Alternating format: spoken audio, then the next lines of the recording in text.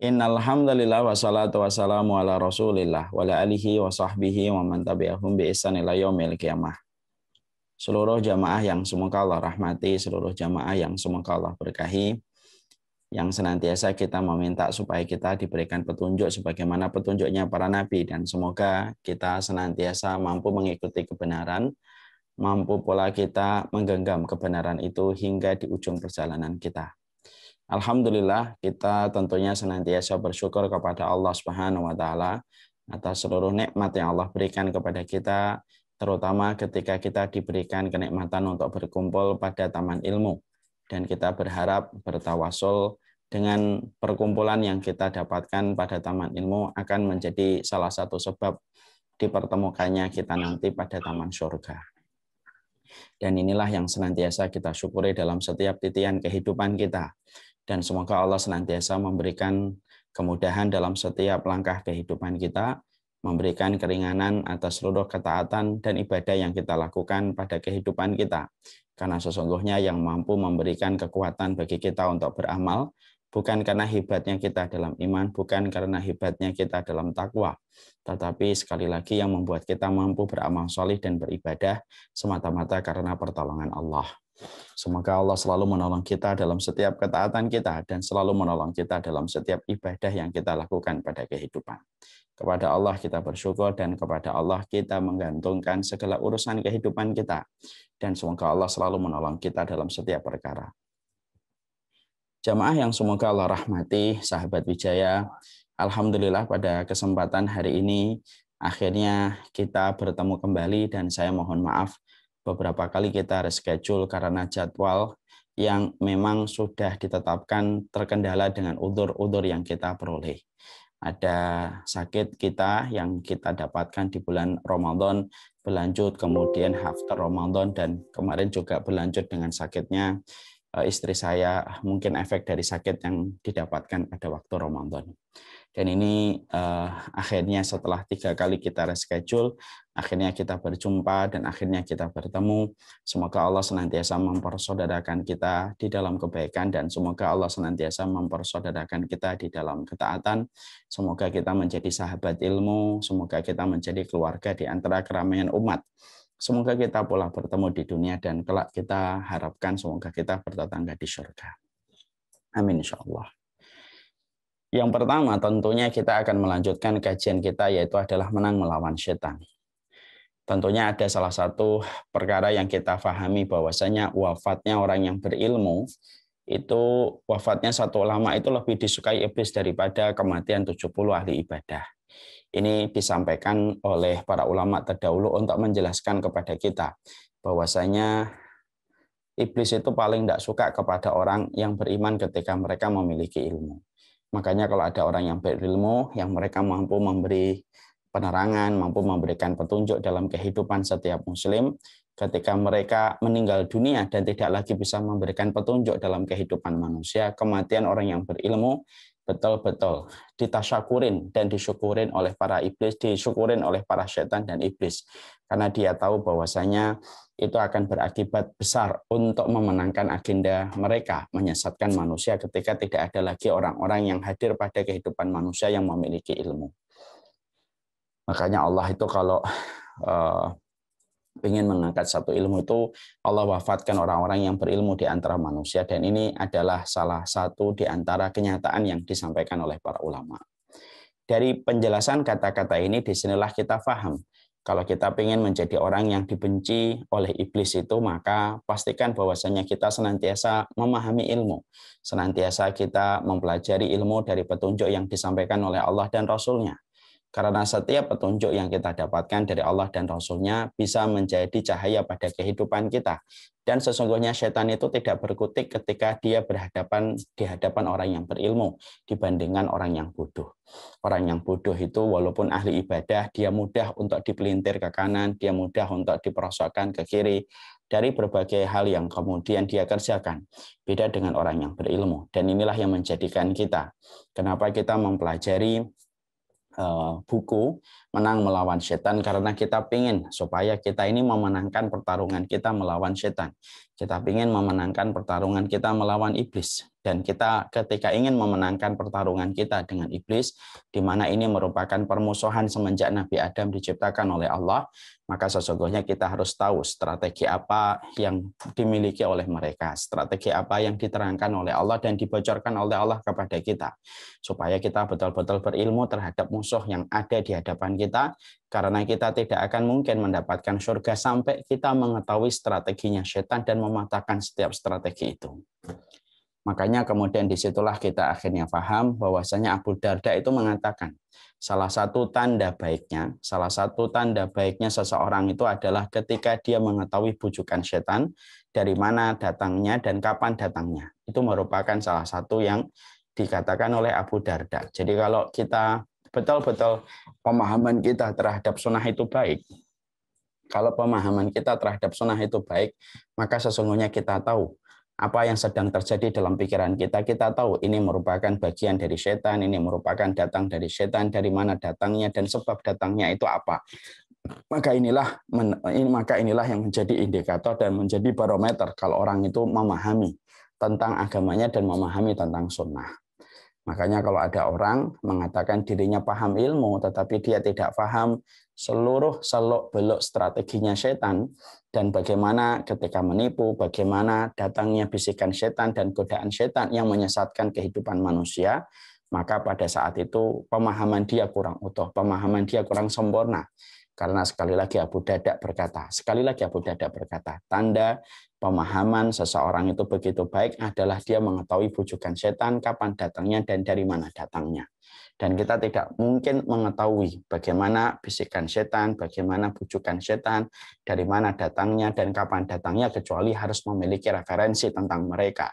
Dari apa yang dibocorkan, dari apa yang disampaikan oleh Allah dan Rasul-Nya, karena Allah itu rahmat, Allah itu sayang betul karena Allah itu sayang betul kepada hambanya, Allah itu sayang betul kepada manusia, orang yang beriman. Makanya Allah nyampaikan kepada kita seluruh strategi yang dilakukan oleh setan supaya kita tidak terperosok kepada apa yang menjadi strategi mereka, yaitu menjadikan manusia itu bahan bakar di neraka. Nah, inilah yang kemudian kita harus pahami. Kita kemarin kita dalam pertemuan yang terakhir kita telah membahas pembahasan tentang masalah pintu setan yang berjumlah ada 6 pintu yang telah kita bahas. Kita pada kesempatan hari ini akan membahas pada halaman yang ke-20.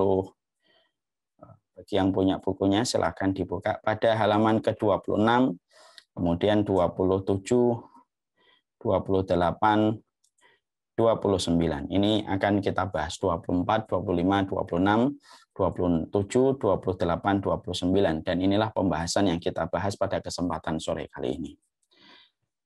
Setelah kita kemarin membahas tentang bagaimana pintu-pintu jebakan yang dimiliki oleh setan untuk menyesatkan manusia. Yang pertama adalah kesyirikan. Pintu yang kedua adalah perkara bid'ah yang menyelisihi dari sunnah.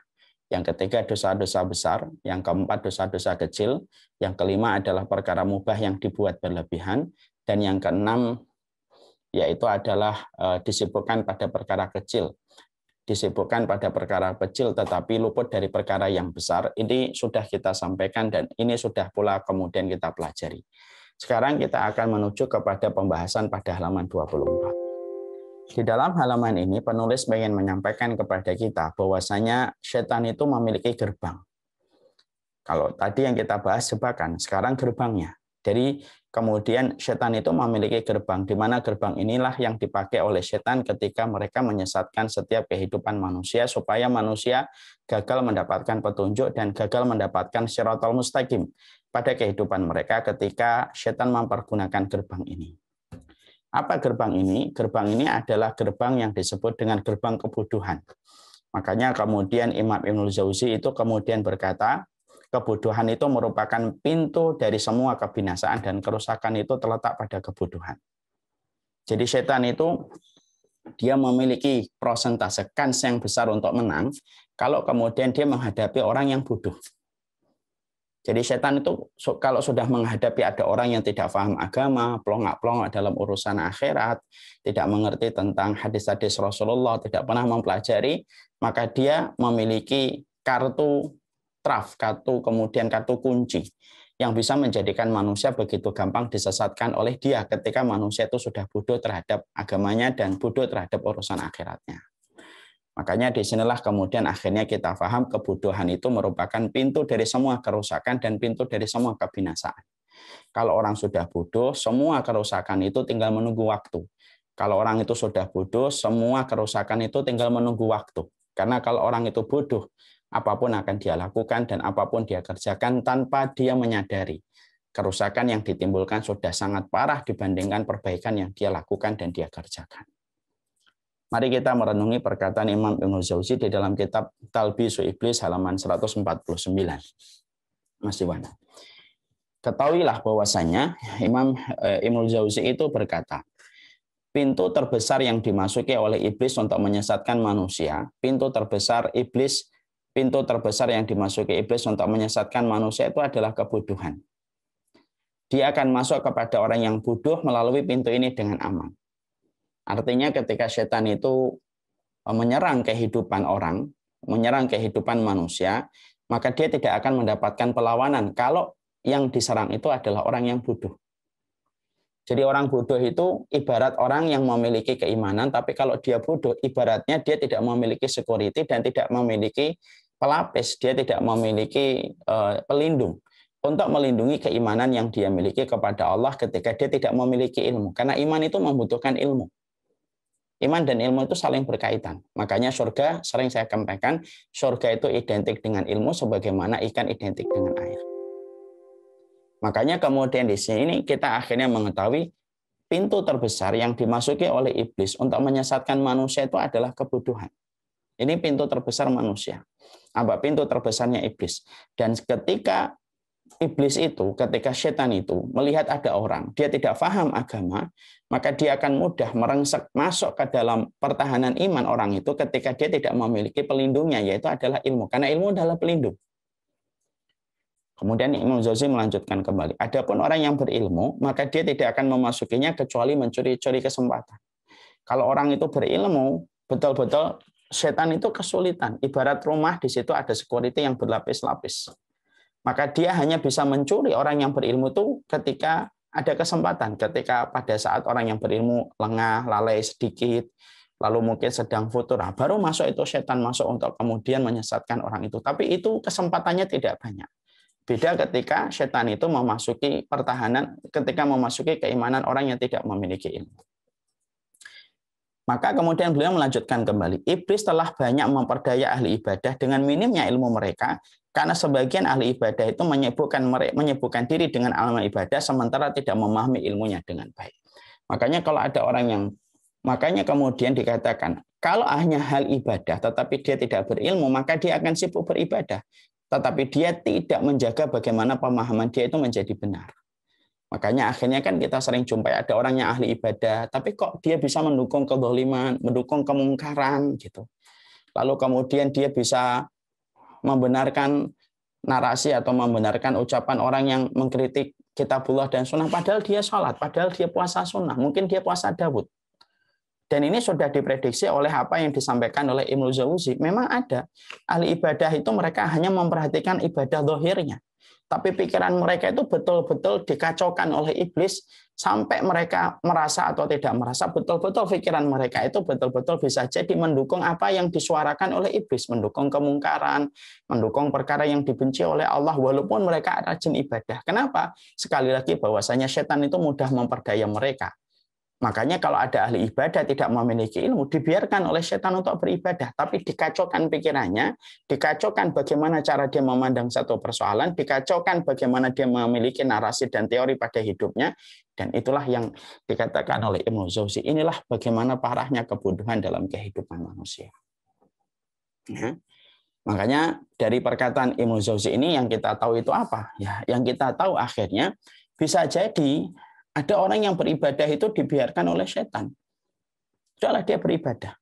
Mungkin dia puasa sunnah, mungkin dia puasa Daud, dibiarkan oleh setan. Tapi betul-betul pikirannya itu dibuat kacau. Dan dia tidak merasa melakukan sesuatu yang salah. Bisa jadi di satu sisi dia melakukan ibadah, di satu sisi dia melakukan ibadah mahdhah, tapi di satu sisi dia tidak mengetahui ketika dia telah melakukan satu perkara-perkara yang dibenci oleh Allah dengan apa yang dia pikir dan apa yang dia simpulkan dan apa yang dia sikapi. Ketika dia tidak sadar bahwasanya dia menyikapi walinya Allah sebagaimana walinya setan dan bagaimana dia menyikapi walinya setan kayak walinya Allah. Disebabkan kebodohan inilah yang membahayakan.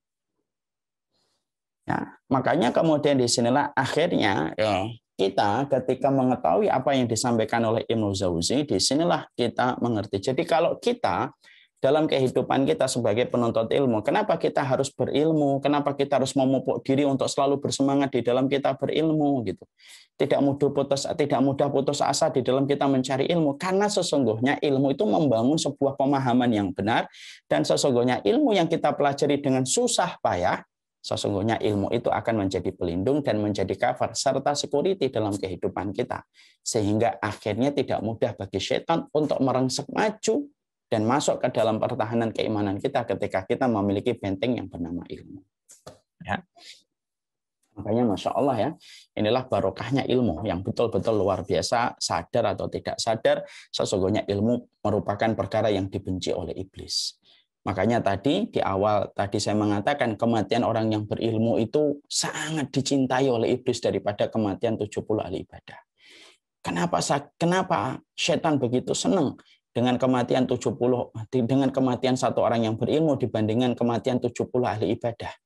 Karena iblis tahu kematian orang berilmu akan menjadikan padam pelan-pelan cahaya petunjuk yang disampaikan oleh Rasulullah SAW. Dan akhirnya setiap orang hanya bermodal semangat, hanya bermodal prasangka, dan akhirnya mereka tidak sama sekali berdasarkan kepada apa yang Allah sampaikan dan tidak sebagaimana apa yang dicontohkan oleh Rasulullah SAW. Makanya setelah kita mengetahui ini, disinilah kemudian kita mulai paham bahwasanya setan itu menjadi penasehat buruk bagi manusia supaya manusia itu bodoh. Ya, jadi ketika setan tahu mereka lebih mudah untuk menyesatkan orang yang bodoh, mereka biarkan orang yang bodoh untuk beribadah, tapi mereka kacaukan pikirannya, mereka kacaukan narasinya, mereka kacaukan cara kerangka berpikirnya ketika memandang satu realita yang terjadi pada kehidupannya. Walaupun dia ibadah karena kebodohan itulah kacau semua yang dia pikirkan, maka setan itu berupaya betul bagaimana dia selalu memiliki bujukan dan rayuan maut untuk menggagalkan manusia supaya manusia itu tidak usah belajar tentang ilmu dan kehidupan akhiratnya. Sekarang mari kita lihat rayuan-rayuan yang biasanya rayuan-rayuan yang biasanya sering dimiliki oleh iblis. Ya. Ketika ingin menggagalkan manusia supaya manusia itu tidak paham tentang akhiratnya dan tidak paham tentang ilmu supaya nanti gampang dia menyesatkan manusia-manusia yang terjebak pada kebodohan. Yang pertama, biasanya setan itu akan mengatakan kepada manusia bahwasanya tidak ada kebutuhan primer untuk kehidupan akhirat. Tidak usah belajar akhirat lah, kehidupan akhirat. Ya. Tidak ada nilainya, tidak ada pride-nya, tidak ada kebanggaannya kalau kamu belajar agama. Maka kemudian akhirnya betul-betul dijadikan manusia itu cuek terhadap ilmu akhirat. Tetapi di sisi yang lainnya dijadikan bagaimana manusia gandrung terhadap ilmu dunia. Ya. Setan itu memberikan bisikan itu semacam ini. Makanya selalu diidentikan kalau belajar ilmu akhirat, kalau di pondok nanti begini, gatel lah, nanti kemudian banyak cacingan, selalu dibuat semacam ini. Lalu kemudian mereka itu ingin membuat sebuah kesimpulan yang dimiliki manusia ketika manusia itu ingin belajar, nggak ada butuhnya belajar akhirat. Udah belajar akhirat yang penting sholat, yang penting nggak usah nyakitin orang, yang penting kalau pas Ramadan puasa sudah cukup.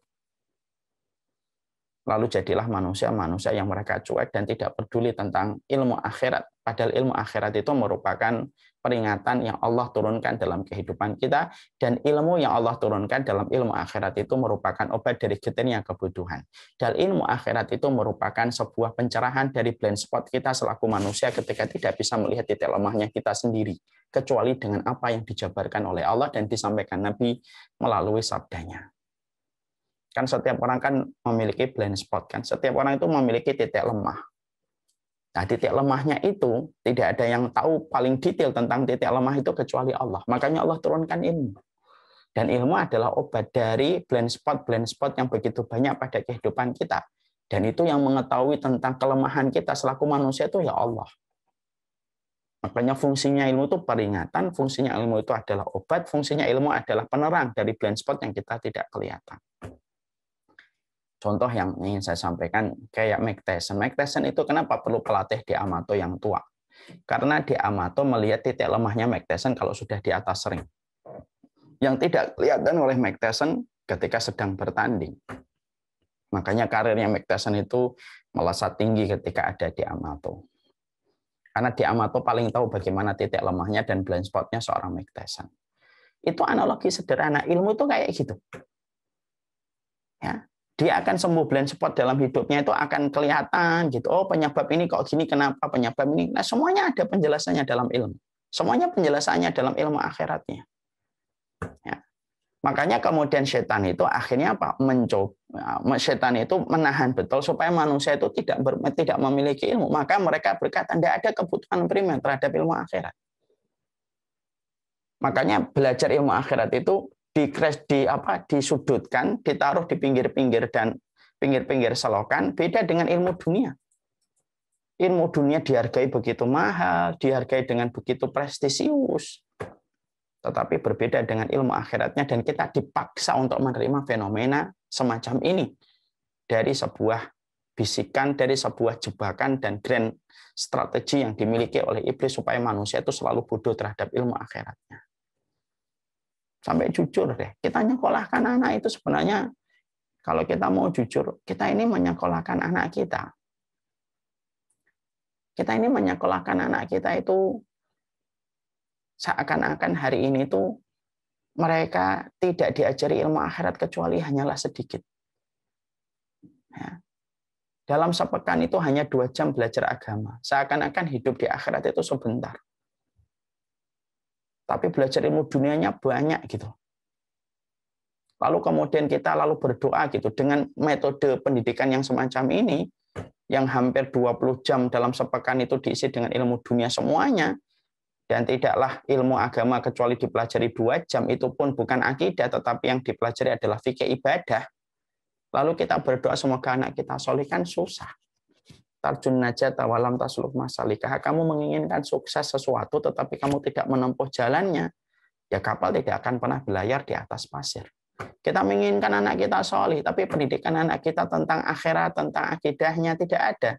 Pendidikannya hanya masalah fikih ibadah. Itu pun hanya 2 jam dalam 2 pekan. Maka saya khawatir hal-hal semacam inilah yang kemudian menjadikan akhirnya kita mengerti. Memang setan itu paling senang kalau kita bodoh terhadap ilmu akhirat. Kalau sudah bodoh ilmu akhirat, dia akan mudah untuk disesatkan. Dan kalau sudah bodoh terhadap ilmu akhirat, kalau komentar, wah komentarnya itu lebih banyak yang merusak daripada mendatangkan perbaikan dalam kehidupan manusia dan kehidupan bermasyarakat. Ya. Makanya kemudian kita mendapati dalam surat As-Sajdah 22. Wa man adlamu mimman dzukira bi ayati rabbih summa a'rada anha inna minal mujrimina muntaqimun. Siapa orang yang lebih zalim daripada orang yang telah kami berikan peringatan ayat-ayat Allah, kemudian dia berpaling darinya, sungguh kami akan memberikan balasan kepada orang yang berdosa selayak dan semacam ini. A'rada itu berpaling itu apa? Orang berpaling itu gini, beda dengan kufur. Kalau kufur itu mengingkari.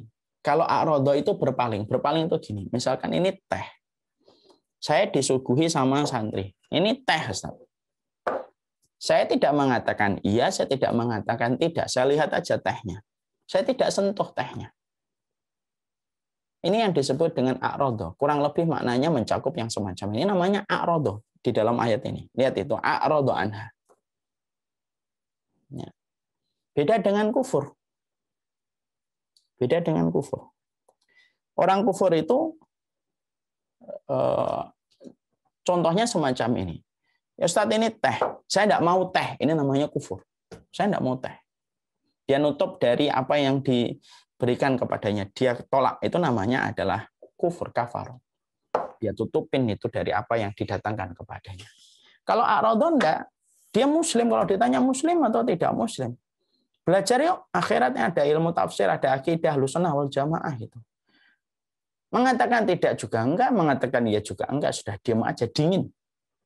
apatis dia.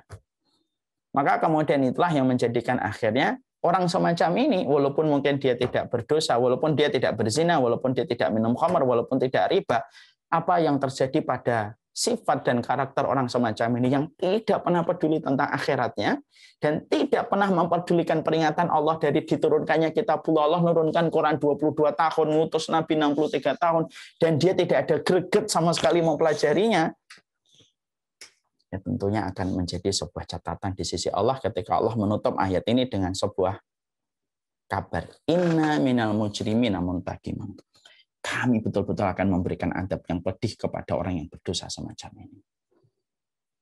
Ya, dan saya sering sekali menyampaikan abghadur rijali indallahi alimun bidunya jahilun anil akhirah. Orang yang paling dibenci oleh Allah di bawah kolong langit itu adalah orang yang ngerti tentang dunia tapi bodoh terhadap urusan akhiratnya. Ini jebakan yang pertama. Sudahlah, tidak ada hajat primer untuk belajar akhirat. Bisikan yang kedua atau rayuan maut yang sering dilakukan oleh setan. Apa itu rayuan kedua yang sering dilakukan setan untuk menjebak manusia? Yaitu adalah kemudian menjebak manusia kalau ada pingin belajar agama, mereka nakut-nakutin. Nanti kalau kamu belajar agama, nanti kamu akan beramal. Mas Iwan, nomor 2. Kan begitu. Jadi manusia itu ketika setan itu ketika tahu betul kebodohan itu sangat menguntungkan mereka, rayuannya itu bukan hanya satu, ada rayuan yang kedua. Rayuan yang kedua itu kalau ada orang yang akan belajar, saya pengen belajar, nanti ada bisikan, alah nanti kalau belajar malah tahu loh, kalau tahu itu konsekuensi pengamalannya jadi berat. Lebih baik tidak usah tahu, santai aja. Malah enak kalau tidak tahu itu dimaafkan oleh Allah. Kan tidak tahu. Ketika kita tidak memiliki referensi untuk menjawab bisikan ini, akhirnya kita menelan mentah-mentah. Oh iya ya, daripada nanti saya belajar akhirnya saya tahu, lebih baik saya tidak usah tahu. Kan kalau tidak tahu kan tidak harus beramal. Nanti tinggal mengatakan, kenapa kamu tidak melakukan ini? Saya tidak tahu ya Allah. Selesai. Dianggapnya semacam itu. Ada salah satu jamaah saya itu di sebuah kantor itu dia cerita, dulu pernah melewati masa-masa yang semacam itu. Jadi kalau istrinya membeli buku-buku gitu, ditumpuk-tumpuk gitu di meja gitu, maka dibuka dikit aja dia nggak mau baca. Saya itu betul-betul nggak mau baca, Ustaz. Kenapa tidak dibaca? Karena saya khawatir kalau saya baca nanti saya tahu. Kalau saya tahu nanti saya beramal. Maka ini merupakan salah satu bisikan dan rayuan mautnya syaitan. Akhirnya apa? Orang tidak mau belajar. Dan terbukti banyak orang-orang yang termakan ketika mereka memakan mentah-mentah bujukan ini. Padahal ketika kita tahu memang kita dituntut untuk beramal. Tapi setelah kita tahu kita dituntut beramal, lalu kita tidak mampu mengamalkannya, setidaknya kita akan minta ampun kepada Allah itu lebih sering karena kita tahu bahwasanya itu memang tidak boleh. Seharusnya itu kita lakukan misalnya.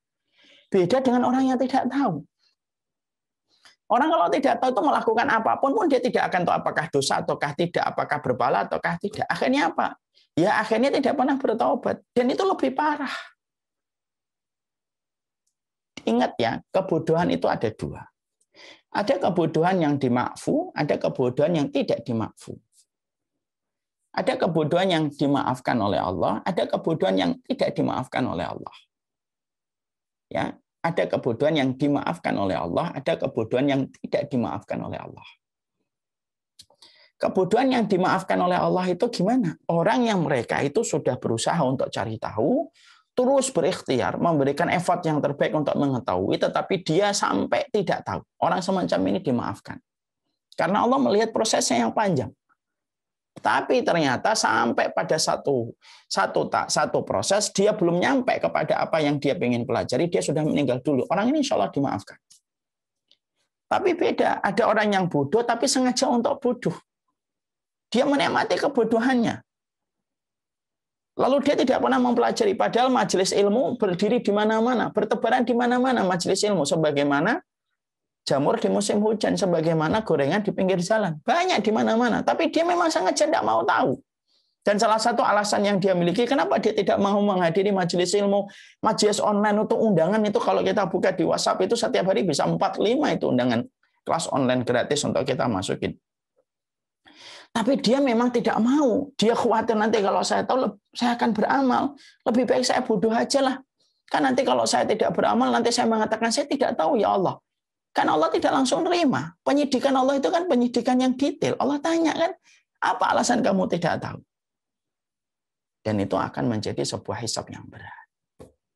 Ya. Makanya kemudian yang kedua adalah, ini termasuk yang kedua, bujukan dan rayuan mautnya setan. Supaya orang itu bodoh.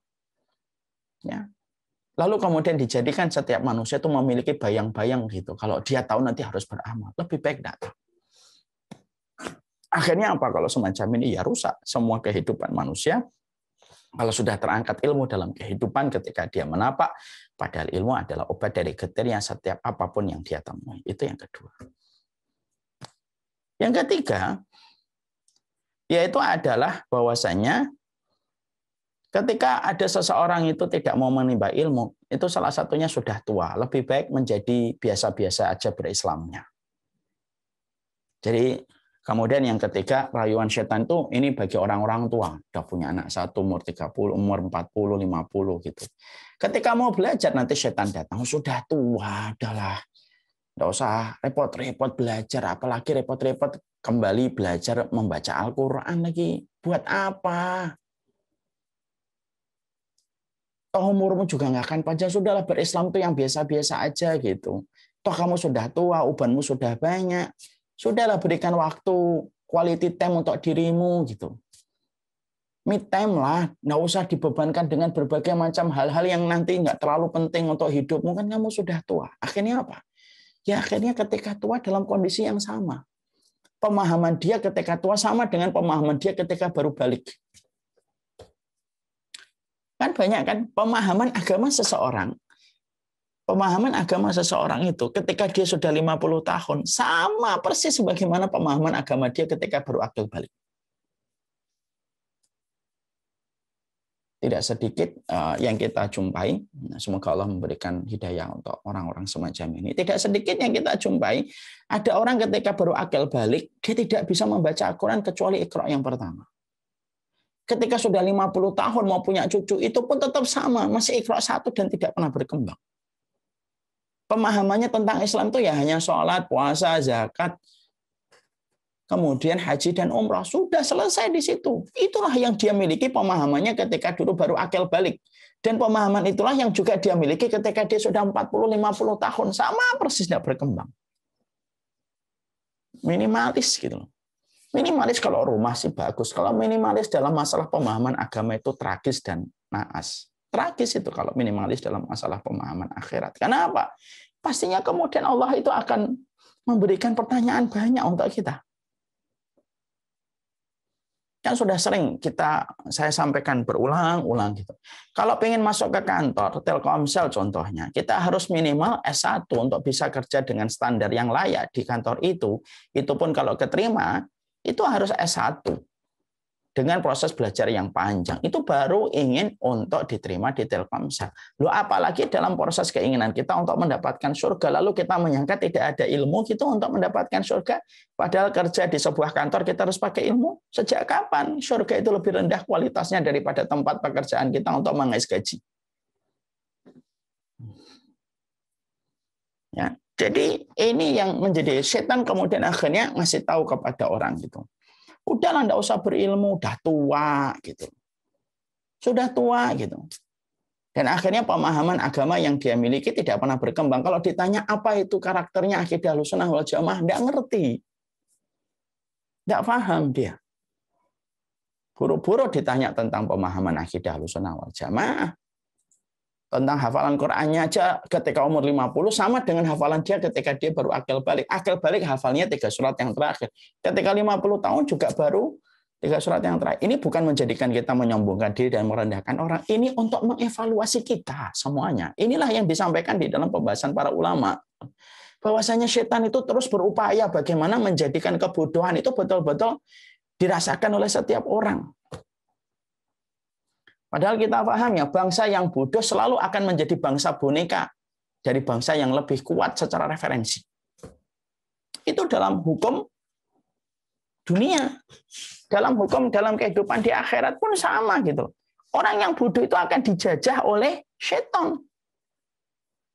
Jadi seakan-akan dia itu kerbau yang dicongok hidungnya dan dia akan ngikutin itu. Apapun yang disuarakan oleh setan, baik setan manusia ataupun setan dari kalangan jin. Setan kan dua, setan dari kalangan jin dan setan dari kalangan manusia. Jadi apapun yang dikatakan setan dari kalangan manusia untuk menyuarakan narasi-narasi kebatilan, maka dia akan bersorak-sorak mengaminkan. Itu bahayanya kebodohan. Ya. Yang ketiga adalah, ya udahlah, udah tua gitu. Tidak usah kemudian memberatkan diri. Yang keempat, yaitu adalah mereka itu di antara rayuan setan supaya menjadikan manusia itu tidak mau mempelajari ilmu itu, yang keempat adalah ilmu dunia diperhias untuk lebih indah daripada mempelajari akhirat. Ya kan? Akhirnya apa? Kalau sekolahnya itu umum, kelihatannya itu lebih mentereng gitu dan lebih favorit daripada sekolah di sekolah akhirat gitu.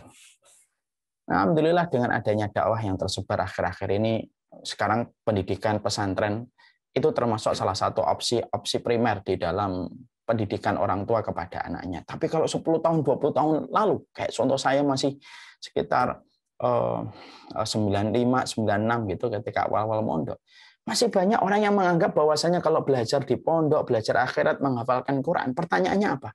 Nanti kerja apa? Ngelamar di mana?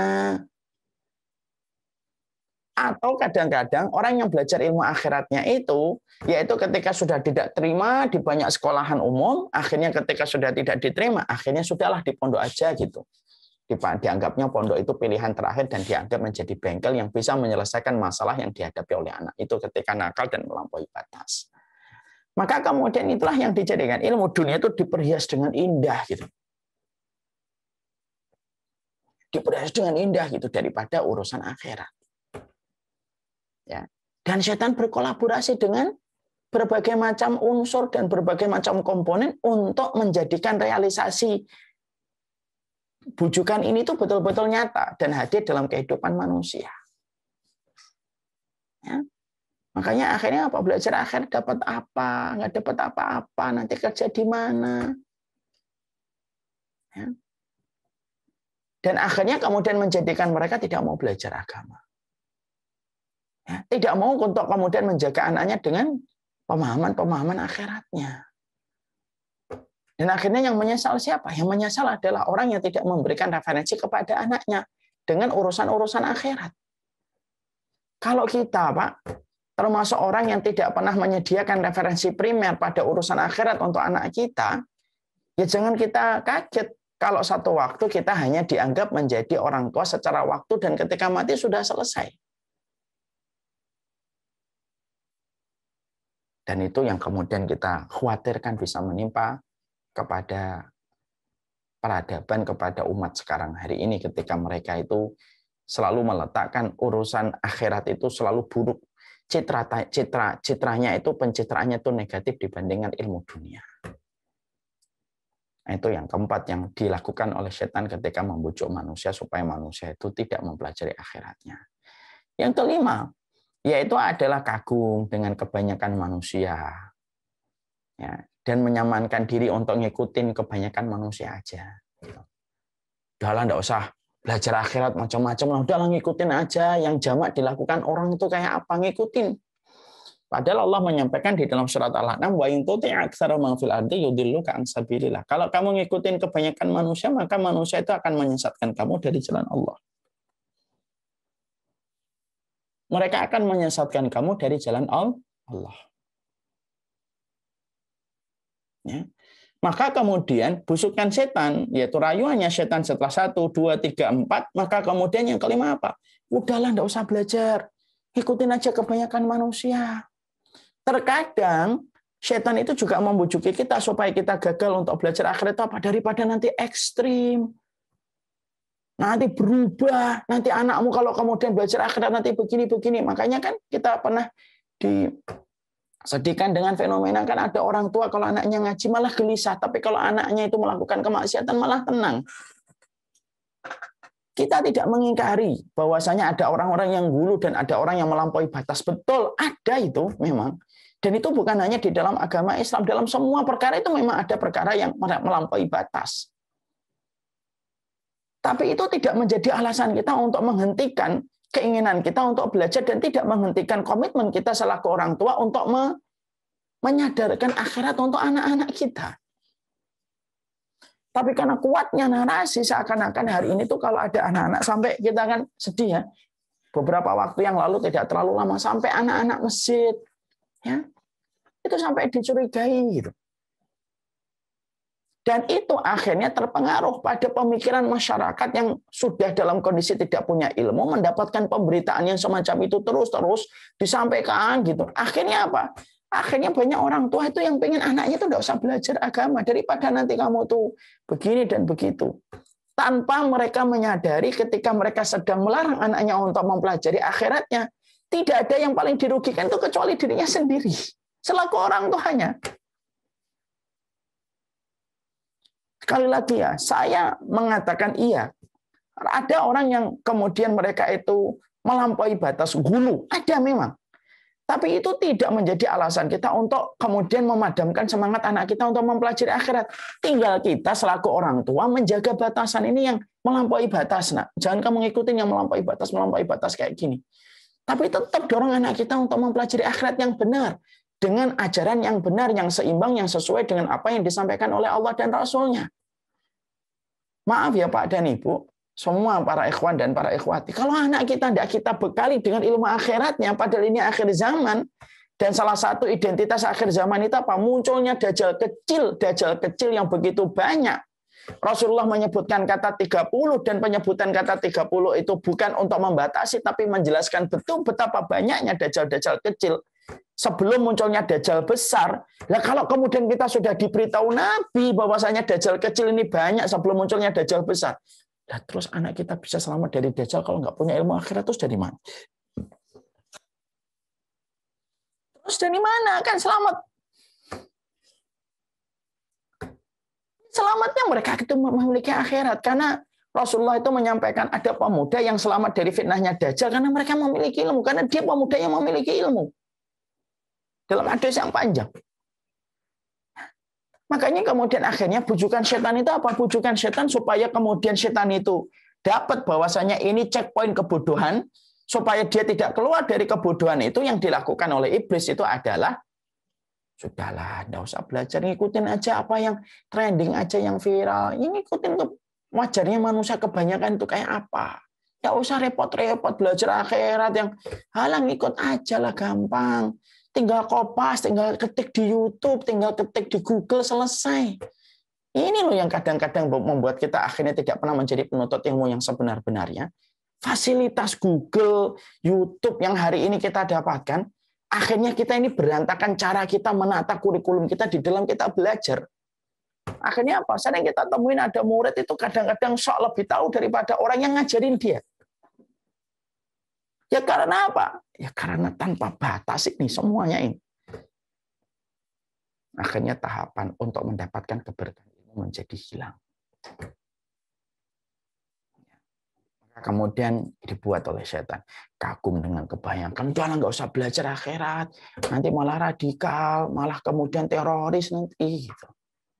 Masya Allah ya.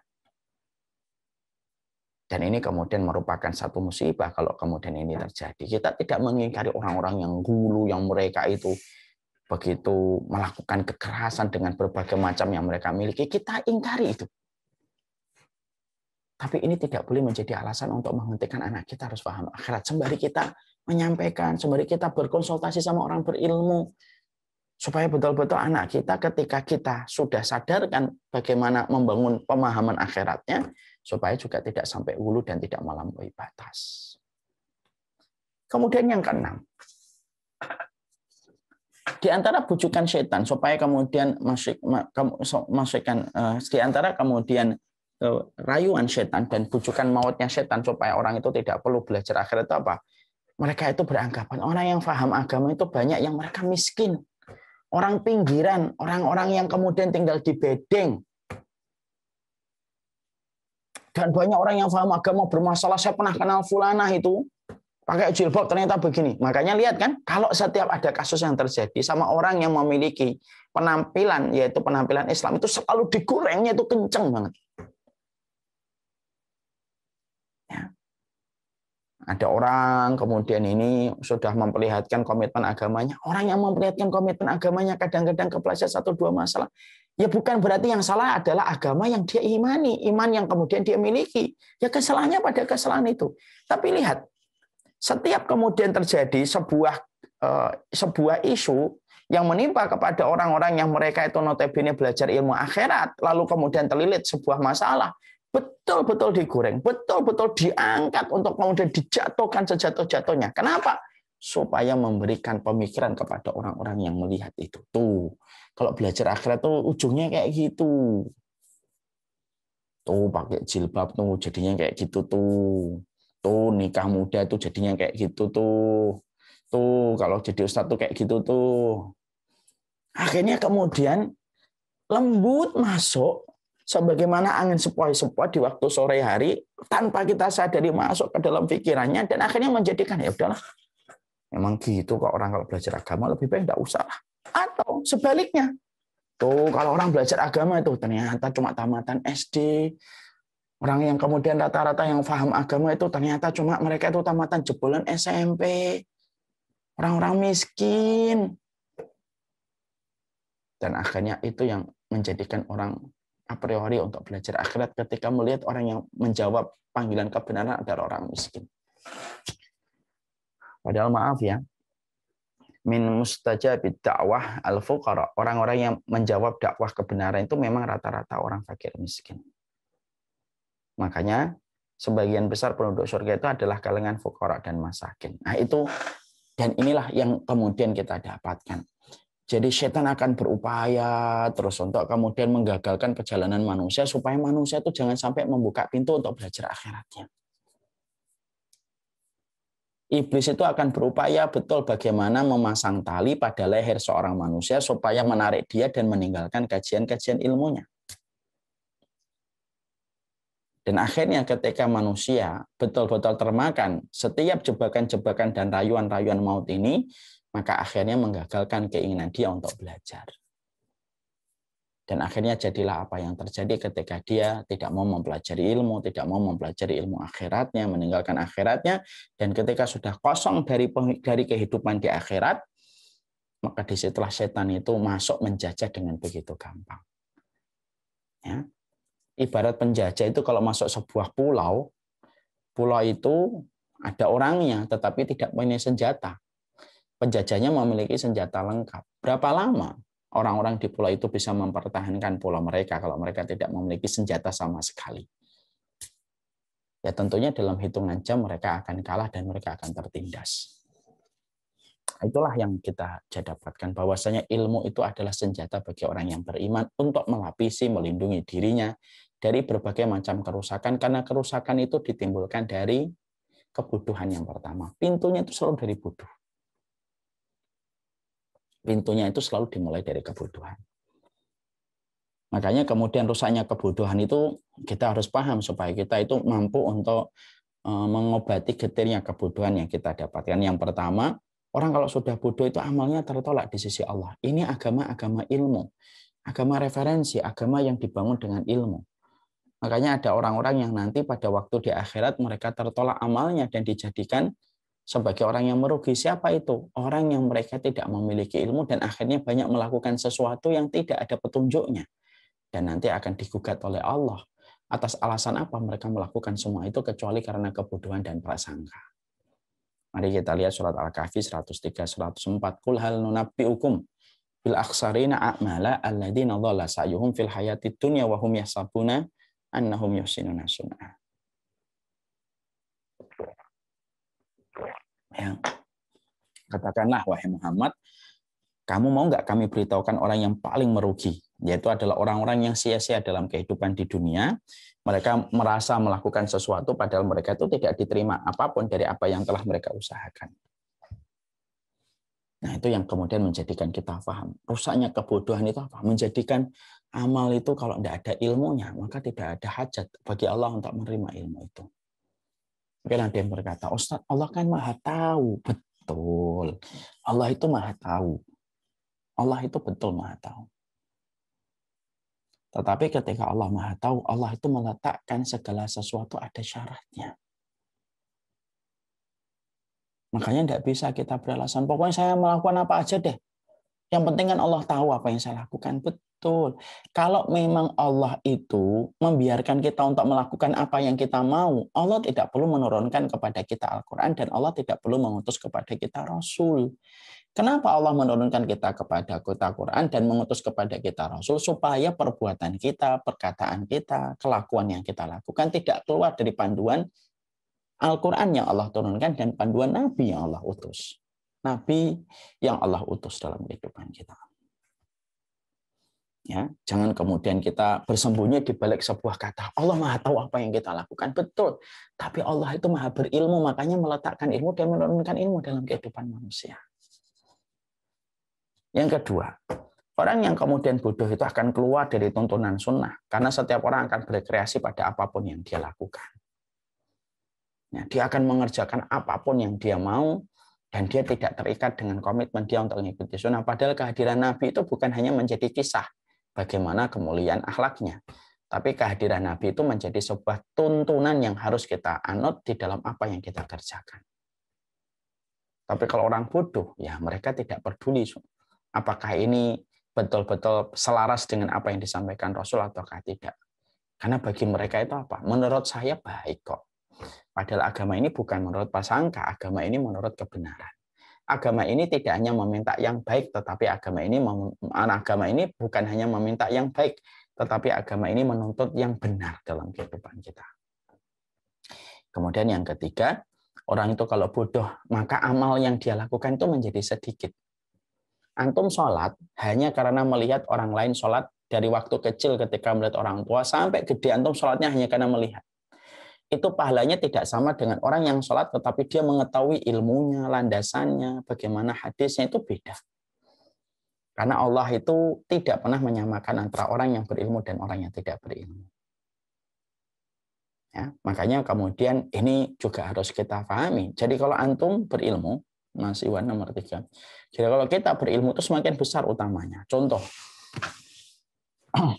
kenapa kita pada Samilah series yang pertama dan Samilah series yang kedua itu membahas from the edge to aras tentang masalah sholat, letter to Allah tentang masalah doa.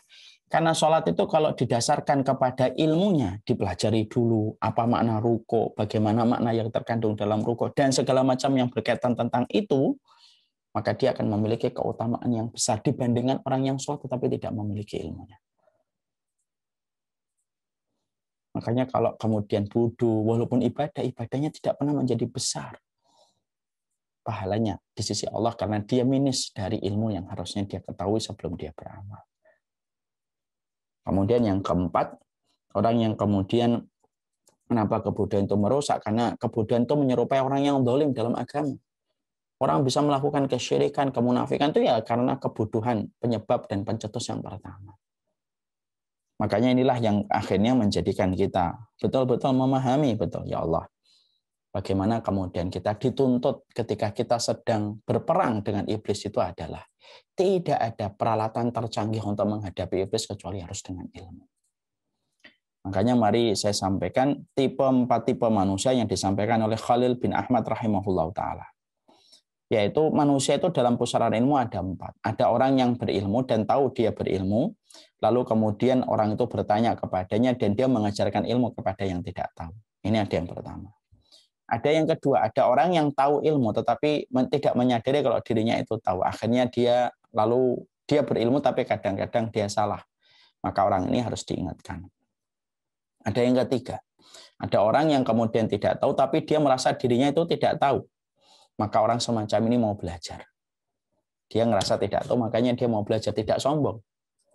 Dia terus belajar karena merasa dirinya tidak tahu. Nah, yang keempat ini yang parah. Tetapi justru yang paling banyak. Banyak orang yang tidak tahu, tapi tidak menyadari kalau dirinya itu tidak tahu, tetapi orang semacam ini sok tahu. Ya, dengarnya setengah, pahamnya 0, ngomongnya double. Nah, itu bahasanya.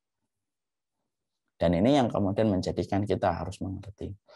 Minim kita itu harus yang ketiga. Minimal kita tidak tahu, kita sadar kita tidak tahu, dan kita menghargai setiap ilmu yang datang kepada kita. Dan ternyata ilmu itu bukan hanya rangkaian dari apa yang tidak kita ketahui dari satu informasi. Ilmu adalah perkara yang dibenci oleh setan, karena kegelapan setan itu akan kalah dengan cahaya ilmu. Wassallallahu ala nabiyina Muhammad. Inilah pembahasan kita sampai halaman yang ke-30. Maka pada pertemuan kita berikutnya kita akan membahas halaman ke-31. Semoga Allah merahmati apa yang kita pelajari, dan semoga ini merupakan bagian dari ikhtiar kita untuk menyempurnakan pemahaman kita. Sebagaimana apa yang dikatakan oleh Abu Darda. Ya, tanda pemahaman seseorang begitu baik di dalam agama ketika dia mengetahui kapan bisikan setan itu datang, dari mana datangnya. Wassalamualaikum warahmatullahi wabarakatuh. Saya serahkan kembali kepada Abu Najah.